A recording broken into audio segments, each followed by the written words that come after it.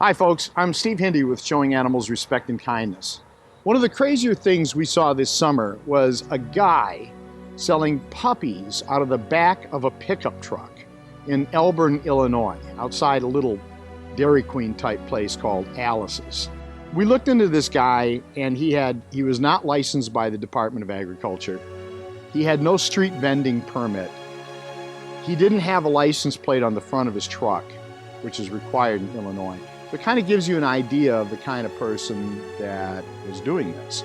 And some people, a lot of people didn't seem to understand that there was a big problem here. So the dogs, they're in the back of this pickup. They're urinating in the back of the pickup. They're rolling around in it. It's just a total mess. I saw a woman talking how she loved this dog and how much was she. Husband! She told her $400. Spouse or boyfriend pulled out his wallet, gave them cash. Panda! Panda! We're taking one. Can we buy one? Yeah.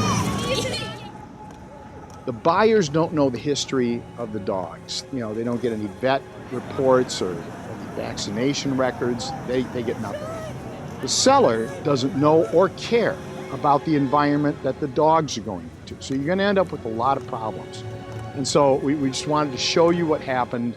And, if you see a situation like this, God, don't do business with these people. If anything, they ought to be protested and reported to the police. Parents would chat and not really watch their children with the dog, even to the point that it was allowed to run around the parking lot of Alice's place.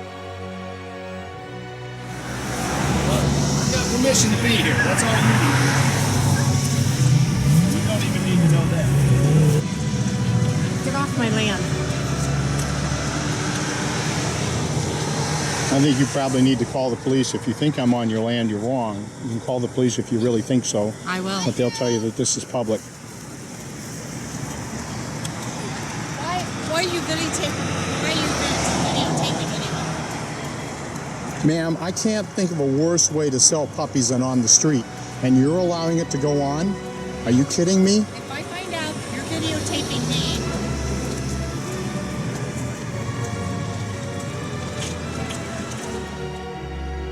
He seemed very friendly with him. They definitely knew each other, seen by the physical contact, which I don't believe any police officer would let an ordinary citizen touch them that way. They were very comfortable with one another and almost seemed to share a secret. Guys, how you doing? Good, how are you? Please don't record me. Sorry? Please don't record me. Oh, Okay. Okay. I'm recording. Look, officer, we can record anything we want in a public place. Yes, sir. What is the problem?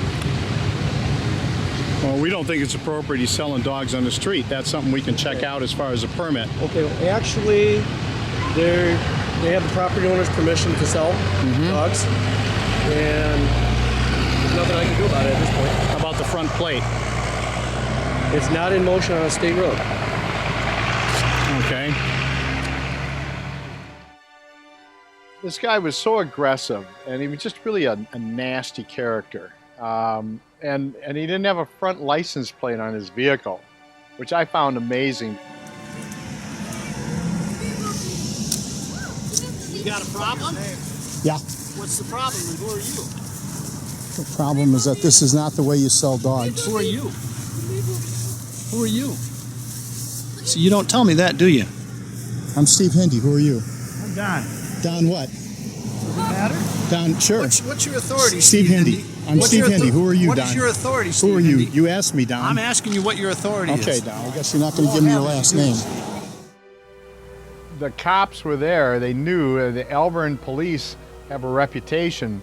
Boy, if you're going, a couple, 3 miles over the limit, boom, they get you. I think it's probably they probably make a lot of money for the town that way. But then to have a guy with no front license plate, clearly they knew who this guy was, and they were giving him a pass. And I think it spoke very poorly for the town that you've got this kind of character, nasty character out there selling puppies out of the back of a truck. Give me a break. As far as the front plate, there's nothing I can do about it unless it's on public road. It's on private property. As far as the selling, he has permission from the property owner, and I can't do anything about it at that point either. All right. Well, we'll see if he moves that vehicle then. Yes, sir. Thank you. Thank you. And we sat there, and you can see this guy wasn't going to leave as long as we were there. So I called up Janet, my girlfriend. I said, Janet, bring the vehicle up and park a ways behind us so that nobody sees you really. And because we're going to leave, and then we'll see what happens. So Janet headed on over. So after getting the call from Steve about this puppy seller, I drove our van up to the location and parked a little ways down the street so I could monitor what was going on. After an hour and a half, it got dark, and the seller apparently thought he was safe to make his escape. As he left the parking lot, Janet pulled up behind him. At this point, the police had no choice but to pull him over. The cop pulled me over and him both over. I've got my camera out now. He knows who I am. The puppy seller received no ticket and was released with merely a warning.